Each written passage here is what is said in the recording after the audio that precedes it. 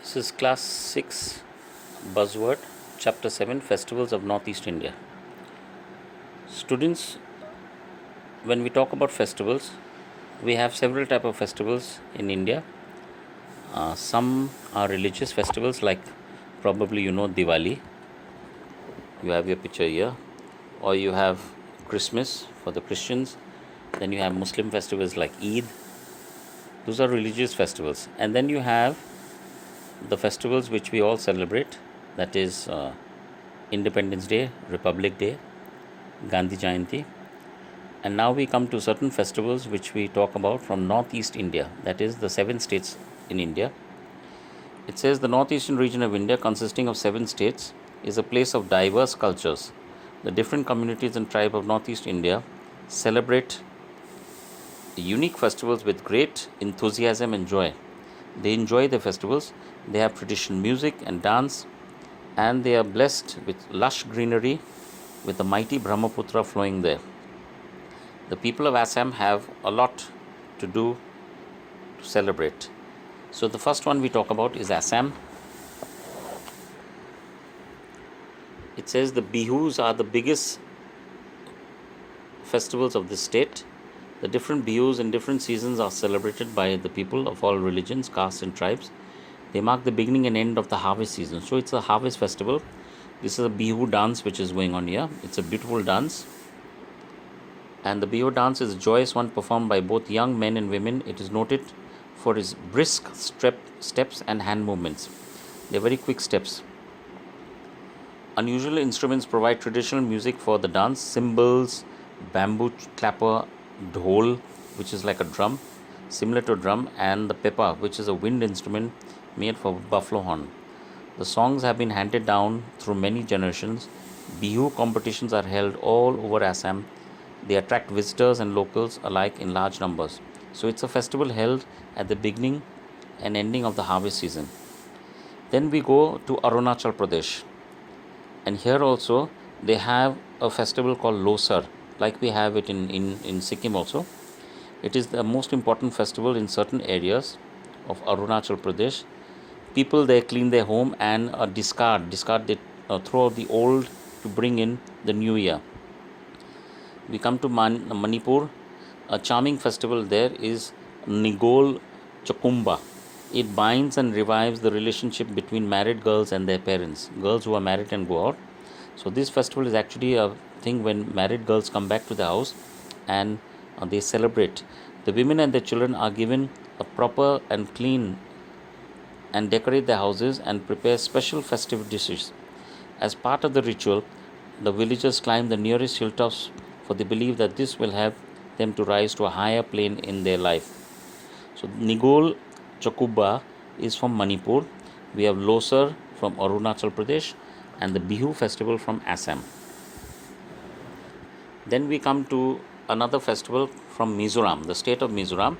Here the people are dancing here. So this festival is called the Spring Festival or Chapchar Kut. It is an important occasion and mostly celebrated in Mizoram. Men and women of all ages, wearing traditional dresses and headgear, perform folk dances and sing traditional songs on this occasion. Drums, gongs are a huge type of bells, and cymbals add to the festive air. Then we come to Meghalaya. So here the name of the festival is Wangala, or the 100 Drum Festival. Is the most important festival celebrated by the Garos, the people from Meghalaya. This harvest festival is celebrated to mark the end of the period of hard work, which naturally brings a good harvest.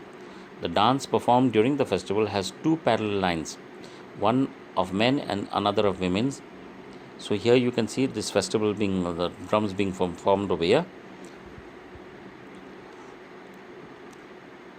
They are clad in festive costumes. While the men beat the drums, the lines move forward together in a rhythmic manner.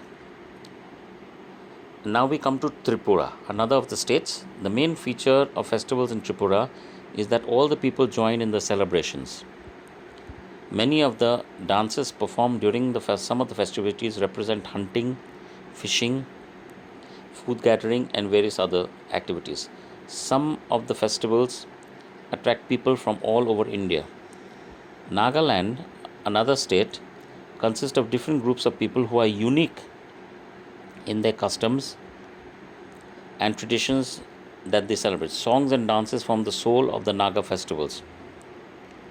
The festivals are used by the Nagas to preserve and pass down their oral history. So, in this Naga festival, actually, they try to give their history by talking about, in story form, and they pass it on to members who are there in the festival so that they get to know about the Nagas throughout the years. A major festival of the Nagas is Mahotsav, celebrated mainly in the villages after the sowing season. Dressed in colorful clothes and headgear decorated with feathers and wild boar tusks, the people in the villages dance to traditional music. So these are the festivals which are shown here.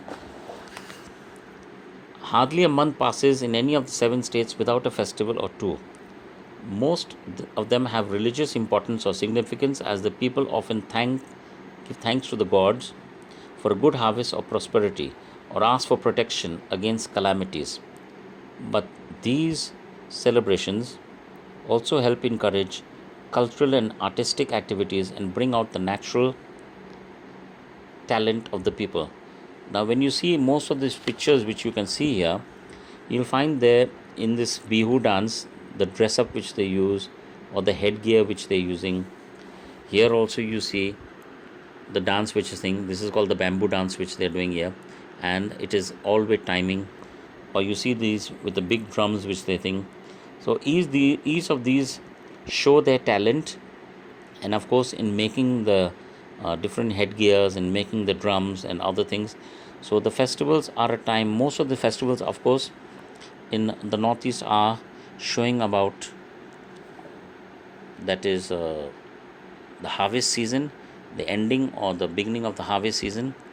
Like in India also, in the northeast over here in Sikkim, we celebrate one festival called Makar Sankranti, which is normally on the 14th of January. That also is a harvest festival.